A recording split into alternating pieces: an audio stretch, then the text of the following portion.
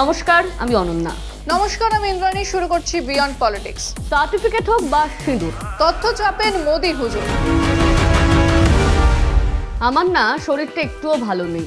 কেন রে, তোর আবার কি হলো? জ্বর, সর্দি, কাশি লেগেই রয়েছে। গলার অবস্থাও খুব খারাপ। সে তো বুঝতেই পারছি। ডাক্তার দেখিয়েছিস? হ্যাঁ, এক গাদা ওষুধ দিয়েছে, আর ভালো লাগে না। ঠিক করে ওষুধ খাও, ওয়েদারটাই এরকম, ঘরে ঘরে সব হচ্ছে।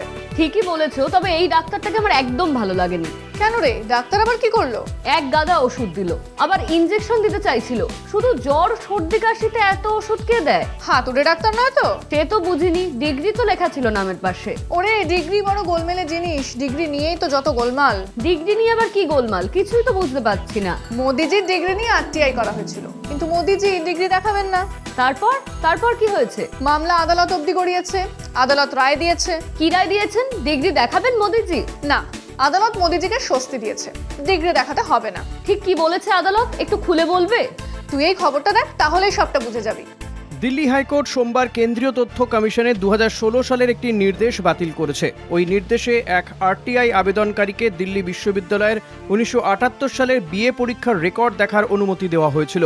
ওই বছরই প্রধানমন্ত্রী নরেন্দ্র মোদী স্নাতক হন। হাইকোর্টের বিচারপতি শচীন দত্ত রায় বলেন, জনগণের আগ্রহের বিষয় আর জনস্বার্থের বিষয় এক নয়, তাই সিআইসির 2016 সালের 21শে ডিসেম্বরের নির্দেশ খারিজ করা হলো। একই সঙ্গে বিচারপতি দত্ত সিআইসির সেই নির্দেশও বাতিল করেন, যেখানে সিবিএসইকে বিজেপি নেত্রী স্মৃতি ইরানির দশম ও দ্বাদশ শ্রেণীর রেকর্ড প্রকাশের নির্দেশ দেওয়া হয়েছিল। আদালত বলেছে, এখানে জনস্বার্থের কোনো অন্তর্নিহিত কারণ নেই। আরটিআই কর্মী নীরজ একটি আবেদন করেছিলেন, তার ভিত্তিতে সিআইসি দিল্লি বিশ্ববিদ্যালয়কে নির্দেশ দিয়েছিল তারা যেন 1978 সালের বিএ পরীক্ষায় উত্তীর্ণ ছাত্রছাত্রীদের রেজিস্টার দেখার অনুমতি দেয়। ওই রেজিস্টারে নাম, রোল নাম্বার, বাবার নাম ও নাম্বারের তথ্য রয়েছে। সিআইসি বলেছিল, প্রার্থীর জন্য প্রয়োজনীয় পাতার সত্যায়িত অনুলিপিও দিতে হবে। ডিইউ সিআইসির নির্দেশের বিরুদ্ধে আদালতে যায়। 2017 সালের 24শে জানুয়ারি প্রথম শুনানিতেই হাইকোর্ট নির্দেশে স্থগিতাদেশ দেয়। ডিইউ এর যুক্তি ছিল, ছাত্রছাত্রীদের ব্যক্তিগত তথ্য প্রকাশ করা যাবে না। বিশ্ববিদ্যালয়ে এই তথ্য ফিডুশিয়ারি ক্যাপাসিটিতে অর্থাৎ বিশ্বাসভিত্তিক দায়িত্বে সংরক্ষণ করে। আরটিআই আইনে এই ধরনের ব্যক্তিগত তথ্য প্রকাশের ছাড় নেই। এই নির্দেশ কার্যকর হলে দেশের সব বিশ্ববিদ্যালয়ের কোটি কোটি ছাত্রছাত্রী তথ্য ঝুঁকির মুখে পড়বে। বিচারপতি দত্ত রায় বলেন, আপাত দৃষ্টিতে সাধারণ মনে হলেও কোনো তথ্য প্রকাশ করলে তা ভবিষ্যতে অযথা কৌতূহল, চাঞ্চল্য বা রাজনৈতিক উদ্দেশ্যে ব্যবহার হতে পারে। কোনো ব্যক্তি জননেতা হলেও যদি তথ্য তার সরকারি দায়িত্বের সঙ্গে সরাসরি সম্পর্কিত না হয়, তবে তার ব্যক্তিগত তথ্য প্রকাশযোগ্য নয়। বিশ্ববিদ্যালয় ছাত্রছাত্রীদের একাডেমিক তথ্য আস্থা ও গোপনীয়তার সঙ্গে রাখে, তাই প্রত্যেক ছাত্রছাত্রীর ন্যায্য প্রত্যাশা থাকে যে এই তথ্য গোপন রাখা হবে। শুনানিতে সলিসিটর জেনারেল তুষার মেহতা ডিইউ এর পক্ষে বলেন, আরটিআই আইনের উদ্দেশ্য হল প্রয়োজনীয় তথ্য প্রদান করা, তবে এই আইন কারো কৌতূহল মেটানোর জন্য নয়। মোদিজি, স্মৃতি ইরানি সবাই স্বস্তি পেল তাহলে?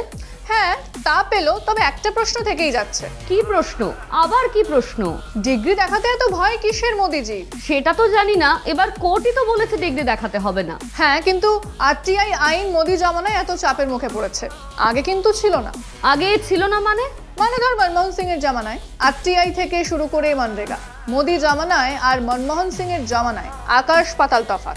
কিরকম তফাৎ? সিএ থেকে এসসি এসটি আইন, 370 ধারা বিলোপ থেকে আরটিআই আইনের উপর আঘাত, সবই গণতন্ত্রকে প্রশ্নের মুখে ফেলেছে। আর মনমোহন সিং এর আমলে? সে সময় সরকার মানুষের পাশে ছিল। 2008-এর অর্থনৈতিক সংকটের সময়ও সরকার মানুষের পাশে ছিল। তুমি আমাকে একটু ডিটেলে বলো তো খবরটা। তুই এটা দেখ, ডিটেলে সবটা বুঝে যাবি।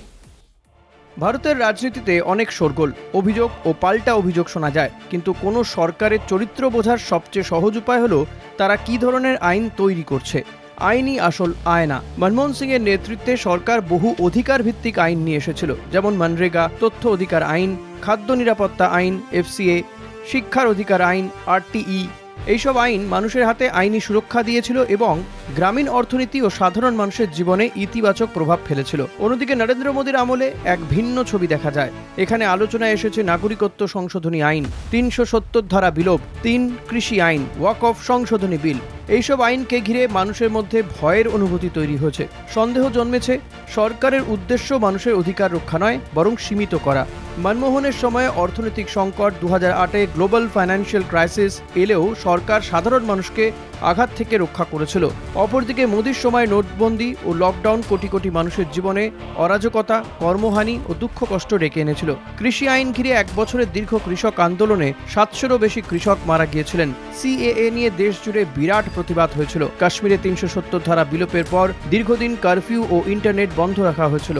ভারতের ইতিহাসে অনেক কঠিন সিদ্ধান্ত হয়েছে। রাজ্যের পুনর্গঠন, সবুজ বিপ্লব, শ্বেত বিপ্লব, ব্যাংক জাতীয়করণ, শিশুশ্রম আইন, SC/ST আইন ইত্যাদি। তবুও সেগুলি সাধারণত সমাজে এত অস্থিরতা তৈরি করেনি। আজ প্রশ্ন উঠছে, কেন মোদির বেশিরভাগ আইন মানুষের মধ্যে ভয়ের পরিবেশ তৈরি করছে? কেন আলোচনার বদলে দমন নীতি ব্যবহার করা হচ্ছে? গণতন্ত্রে পরামর্শ, আলোচনা ও মানুষের আস্থার সবচেয়ে বড় শক্তি। এই সত্য মোদি সরকারকে মেনে নিতে হবে, নইলে আইন হবে সংঘাতের অস্ত্র, মানুষের অধিকার নয়। সব মিলিয়ে সেই গণতন্ত্রই প্রশ্নের মুখে, তাই তো? হ্যাঁ, গণতন্ত্র প্রশ্নের মুখে সেই 2014 পর থেকে। সত্যি, আর কিছু বললেই ইডি, সিবিআই এজেন্সি, তাই তো? একদমই তাই। মোদির শাহের বিরুদ্ধে কথা বললেই দেশদ্রোহ। সরকারের সমালোচনা করা কি দেশদ্রোহিতা? না, সরকারকে প্রশ্ন করাই সাংবাদিকের কাজ। সেই জন্যই সংবাদ মাধ্যমকে গণতন্ত্রের চতুর্থ স্তম্ভ বলা হয়। কিন্তু সংবাদ মাধ্যমকেও তো ছাড়ছে না মোদি সরকার। না, ছাড়ছে না। এই যে কালান থাপার, দ্য ওয়্যারের এতজন সাংবাদিকের বিরুদ্ধে FIR করলো আসাম পুলিশ। হ্যাঁ, সুতরাং মোদিজি মানেই দেশ, তাই তো? হিসেব তো তাই বলছে। মোদিজিকে প্রশ্ন করা মানে দেশকে প্রশ্ন করা। কিন্তু সরকার আর দেশ তো এক নয়। গণতন্ত্রে নয়, কিন্তু ফ্যাসিবাদে এক। ফ্যাসিবাদে এক দেশ, এক নেতা, আর সেই নেতাই সব। ঠিক বলেছো। চলো শেষ করি। বিয়ন্ড পলিটিক্স আজ এই পর্যন্তই। দেখতে থাকুন কলকাতা টিভি, রাত দিন 7 দিন।